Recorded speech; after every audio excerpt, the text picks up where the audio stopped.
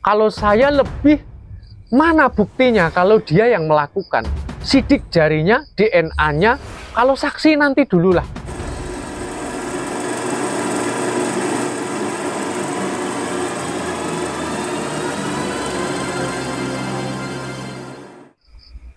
Kembali lagi bersama kita berdua, gosip di pelosok desa ini. Saya bersama dengan Mbah Karso. Nah, kita akan memperbincangkan tentang kasus yang lagi hangat-hangatnya, yang lagi marak-maraknya, bahkan dibincangkan sama penduduk netizen sampai ke pelosok-pelosok desa seantero jagat maya. Waduh, gimana itu Mbak? Nah, kasus Vina ini semakin kesini semakin ruwet ya. Aku mengikutinya malah tambah ngeluh guys. Ditangkapnya Peggy Setiawan, apakah menurut kalian sudah tepat sasaran? Memang Peggy ini pelakunya atau bukan, atau hanya korban salah tangkap? Tulis pendapat kalian di kolom komentar. Kalau menurut mbahnya ini tepat sasaran gak nih?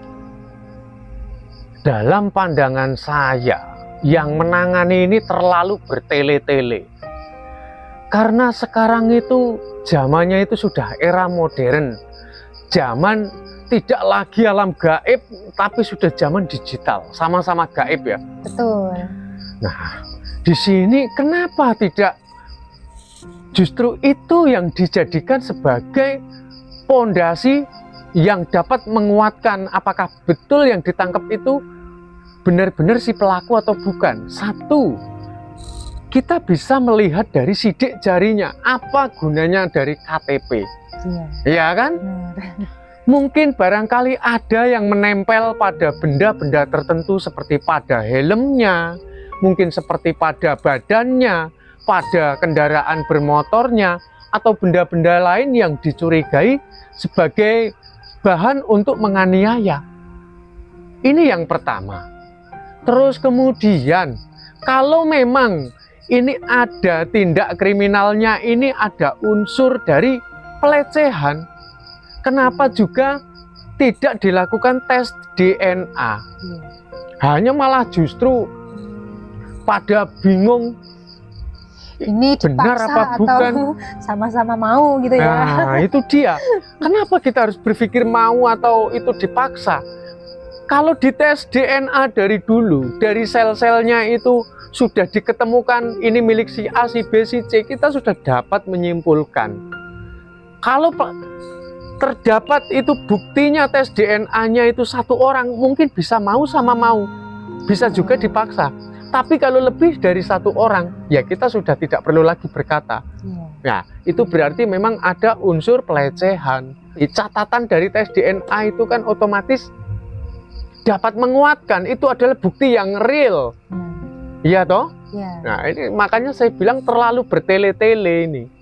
Ya, lagi pula kalau diotopsi itu kan pastinya itu ketahuan, misalnya dia dipaksa, korban pelecehan, atau dia mau sama mau, itu sebenarnya bisa dipelajari ya dalam ilmu forensik gitu. Ya, itu untuk memperkuat. Iya, ya, untuk memperkuat. Nah, akan tetapi juga kita harus menjadikan bukti-bukti nyata dulu sebagai acuan untuk menyudutkan.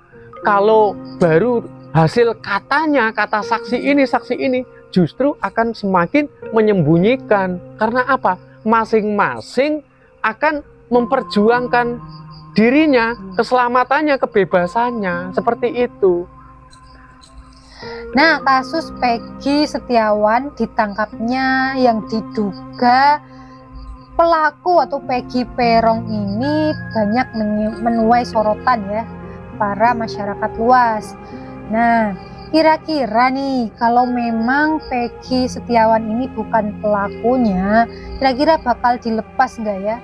Kan kasihan gitu ya kalau dia nggak bersalah tetapi dia harus mengakui perbuatan yang tidak dia lakukan gitu. Silahkan tulis pendapat kalian di kolom komentar. Ini Mbah gimana nih? Saya yakin sekali jikalau nanti ini Mas Peggy yang diduga sebagai pelaku yang saat ini sedang menjadi tersangka ini, kalau memang dia tidak melakukan, saya rasa pasti akan dilepaskan.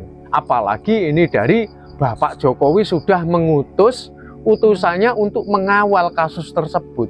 Ini sudah saya rasa tidak akan lagi dapat untuk bermain-main. Ya. Nah, Ya, saya harap dengan diutusnya utusan Bapak Jokowi ini bisa membuka seluruh tabir yang menutupi kasus Vina Cirebon ini. Kita selalu menunggu-nunggu perkembangan dari kasus ini ya guys ya. Mengenai otak dari Vina ini, ada yang bilang itu adalah geng motor, ada juga yang bilang itu adalah anak dari pejabat yang sangat berpower gitu ya. Ada juga yang bilang itu adalah ketua mafia bubuk yang bikin orang ketagihan gitu ya.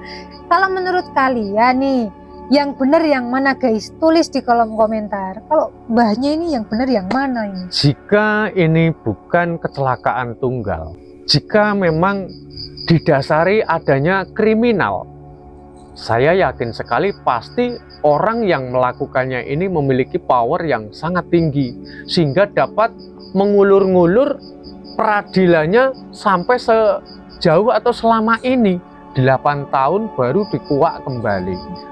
Berarti ya, yang jelas kalau ada tindak kriminal pasti beliau itu adalah orang yang sangat memiliki power sekali.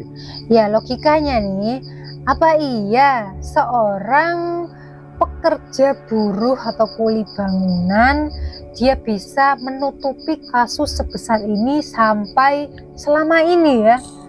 Logikanya guys, kira-kira bisa apa enggak? Kenapa bisa selama ini gitu ya? Ya, itu sebetulnya kemarin kan juga kita sudah sama-sama mendengar. Katanya orang yang dicurigai ini katanya sempat melarikan diri dan mengganti identitasnya.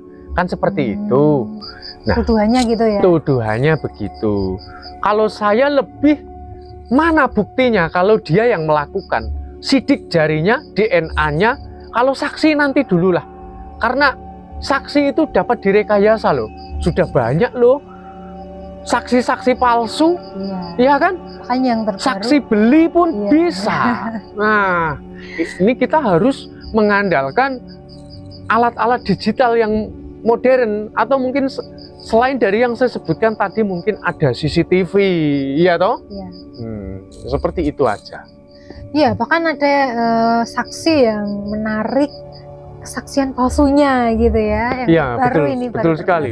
Karena juga kalau seseorang memberikan kesaksian palsu dapat mengakibatkan orang lain celaka, itu juga nanti dia sendiri bisa malah justru jeblos malahan. Makanya dia sendiri juga sudah mulai ketar-ketir sehingga dia menarik kesaksiannya kembali. Karena apa? Ini bukti-bukti yang nyata sudah mulai terkuak. Itu dalam pandangan saya kayak gitu. Dia nggak mau ambil resiko lah. Ya, semoga kasus dari Vina Cirebon ini tahun ini bisa selesai, bisa clear, bisa terungkap semua dalang-dalang yang melakukan ya kasus ini. Mengerikan sekali ya kalau kita membicarakan. Kasian ya, kasian juga kalau terlalu berlarut-larut. Kasian yang sudah tiada, kasian juga ini yang menjadi mereka para tersangka. Bahkan kasian juga kalau takutnya yang dikhawatirkan yang sudah divonis hukuman itu mereka salah satunya tidak bersalah. Itu yang kita takutkan. Nah, ya mudah-mudahan nanti keadilan yang sebenarnya akan segera terungkap. Amin. Bukan hanya keadilan untuk Vina maupun Eki, tetapi juga untuk keadilan yang para mungkin yang korban salah tangkap gitu ya. Semoga semuanya bisa clear gitu ya, berjalan sesuai dengan apa yang semestinya gitu. Terima kasih buat teman-teman yang sudah menyaksikan video ini. Jangan lupa like, comment, share, dan subscribe. Matur suwun.